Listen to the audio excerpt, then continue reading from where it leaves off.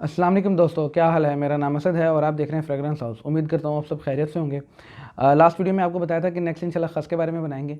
मज़ीद उसके बाद फिर जो हमारी टेस्टिंग में थी रिदम थी और वाइट मस्क थी, उस पर इंशाल्लाह रिव्यू देंगे। तो खस का जो मतलब वीडियो बनाने का मकसद ये था कि नेक्स्ट इंशाल्लाह गर्मी आ रही है, गर्मी में ये यूज़ की जाती है। इसके बहुत से मेडिकल पर्पस भी होते हैं। ये खस निकलती किससे है? वेटिवर एक जड़ी बूटी है, खस की एक जड़ी बूटी है, उसकी ये जड़ों से या रूट से निकलती है। इसके निकालने के कई मेथड्स हैं। जो ज़्यादातर हमारे यहाँ इंडिया, पाकिस्तान, बांग्लादेश में जो पॉपुलर है वो इसको हाइड्रो डिस्टिलेशन करते हैं, यानी कि पानी में डाल के उसकी जड़ों को, फिर उसको स्टीम से दूसरी तरफ से पानी निकलता है, उसको ठंडा कर, स्टीम को ठंडा करके उससे पानी से जो ऑयल निकलता है उसको इस तरह करते हैं। ये भी वैसे ही है और उसका ग्रीन कलर होता है। जो इसमें स्टीम से ये निकाली जाती है ना, मेरे ख्याल के मुताबिक वो उसका कलर ज़रा ब्राउन सा आता है। दो कलर्स में आती है लेकिन ज़्यादातर जो है ना वो ग्रीन कलर के अंदर इस्तेमाल होती है। ये जिस ब्रांड की है, अजमल की है, ये अजमल की है।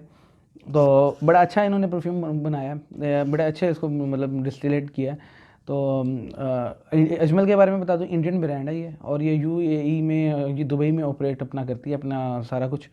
तो ये ब्रांड्स बहुत सी ऊद के और बहुत सी चीज़ों का बेस मटेरियल भी बनाती है और बड़े बड़े फ्रेगरेंस हाउस को ये सप्लाई भी करते हैं। इनके अपने भी बड़े अच्छे अच्छे फ्रेगरेंस हैं और अपनी बड़ी अच्छे अच्छे ऊद की कैटेगरी के अंदर बड़ी अच्छी अच्छी चीज़ें हैं इसकी। तो इसका खस का ऑयल है, बड़ा ज़बरदस्त है। अच्छा, खस के ऑयल के जो है ना मेडिकल पर्पस भी बहुत ज़्यादा है, मेडिकल पर्पस में भी इस्तेमाल की जाती है। मैंने अपने बड़ों से सुना है कि ये खस का जो ऑयल होता है ना, अगर आप इसको गर्मी में इस्तेमाल करें ना, तो सबसे बड़ा जो इसका फ़ायदा है ना, और मेडिकल पर्पस तो छोड़, एक अलग चीज़ है, ही जो है ना हीट स्ट्रोक से या लू से जो कहते हैं, उससे ये भी बड़ा बंदे को कवर अप करती है, बड़ा करती है। गर्मी में लगाने का इसका ज़्यादा मज़ा आता है। और इसको हम तो, मेरा मशवरा है कि जो ये फ़र्स्ट टाइम यूज़ करने लगे हैं ना इस बॉटल को, तो वो इसको स्टार्टिंग में ज़्यादा ना लें। आप स्टार्टिंग लेके देखें, थोड़ी सी हार्ड होती है लेकिन हार्ड के बाद बहुत ही सॉफ्ट और बहुत ही स्वीट सी स्मेल हो जाती है। ऐसी रिफ़्रेशिंग, माइंड को रिलैक्स कर देने वाली फ्रेगरेंस है ये। तो उस स्टार्टिंग में 3 ml की ले लें या क्वार्टर तोला ले लें, जिस तरह हाफ़ तोला ले लें। उसके बाद 6 ml, हाफ़ तोला यानी कि 6 ml ले लें, ज़्यादा ना लें। इसे टेस्ट करें, टेस्ट करने के बाद आप बताएं, आप बल्कि मुझे कमेंट्स में भी बताएं आपका इसका एक्सपीरियंस कैसा है। बहुत सी ब्रांड्स ऐसी हैं जो नीश और रूटीन में तो छोड़ें, नीश ब्रांड्स भी ऐसी हैं जो खस का इस्तेमाल करती हैं, यानी कि वेटिवर के ऊपर, बेस के ऊपर परफ्यूम्स बनाई हैं।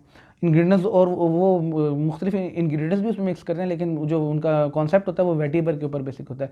जिस तरह मिसाल के तौर पे नीश के अगर मैं अंदर बताऊँ तो क्रीड की आती है, नीश आती है, क्रीड की ओरिजिनल वेटिवर के नाम से आती है। 2004 में, 2014 के अंदर उन्होंने वो लॉन्च की थी। और उसके बाद मैं पिक्चर्स वगैरह और प्राइसेस मेंशन कर दूंगा, मुझे अब ज़ुबानी प्राइसेस याद नहीं है। उसके बाद टॉम फॉर्ड भी बनाता है, टॉम फॉर्ड के अंदर ग्रे वेटिवर के नाम से आती है, शनेल के अंदर भी आती हैं।